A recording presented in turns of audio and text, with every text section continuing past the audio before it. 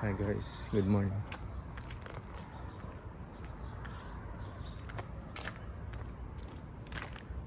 So, karong adlaw Friday na sad. And akong agenda karon kay syempre walking, exercise gamay. Dayon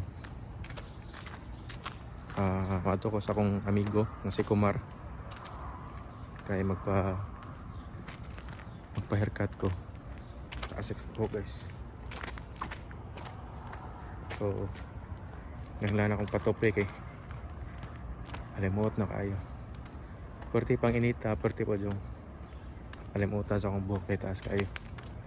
So, karon padung ko sa opisina kay naman ito ang accommodation ni Kumar.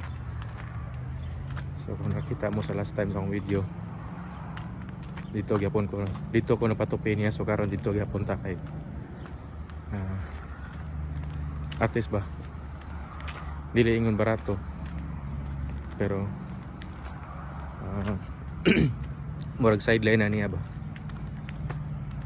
kay dili rin mo sa dako na patupi niya na sa mga kanang mga Pinoy sa una nga trabaho sa opisina nya karon ato gyapon patupi niya. So suki na sa nato si Kumar kada patupi nato ato ta niya. So let's go. So time check ta 5:30 sa buntag. Mingaw pa kayo kay same sa akong giingon pag last Friday, mingaw gyud na. So nihit ang mga sakyanan.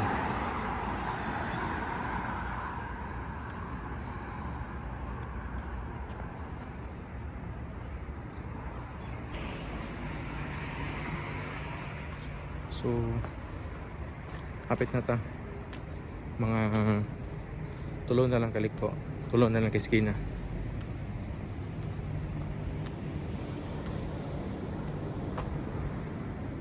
Okay, siguro from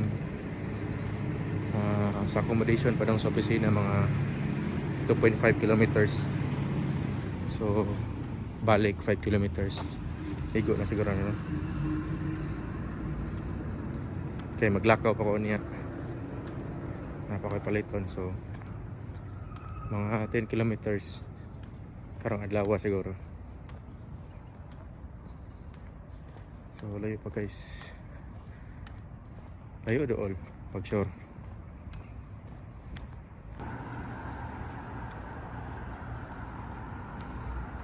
Muna akong agianan guys. Kada adlaw padong sa opisina. Dere.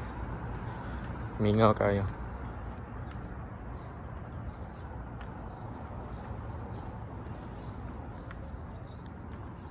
Then dili sa din siya daghan og mga nga mga sakyanan kay dili na sa highway. So di ko ganan magig highway. Pwede man ta ko magig highway. Pero ganahan ko nga kang less bitaw ang aso sa mga sakyanan. So arekos kana mga skina padong sa opisina. Muna siya kung magyan permi. Pwede ko diri moagi, diri ko lapos. Then diretso dito. Pwede sa diri sa luyo.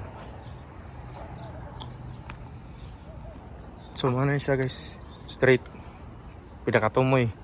Daplin sa kasada. Muna siya ang accommodation. Kanang na white nga sakyanan sa tumoy. Kung makita ninyo. So naghuwat na dito si Kumar. Nagandam na siguro to siya sa mga gamit. And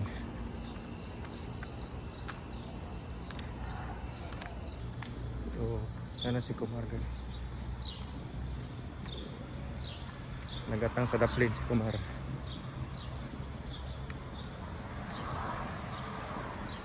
Bago pang mata, klaro kayo. Yan ang hinuktok pas daplin. Yan may itong bago kang mata niya. Maragag mo na yung mga awan. Magtanga kas daplin. Ano si Kumar?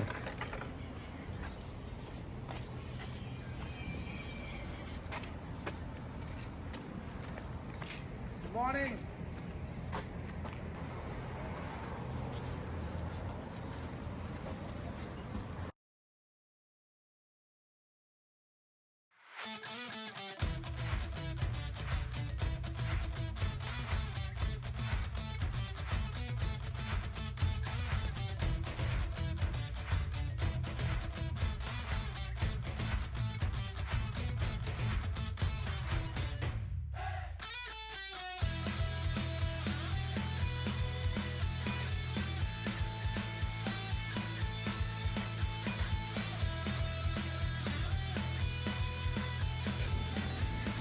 So after 1 hour guys, naman ako patupay ni Kumar. Ano ni? Okay ba?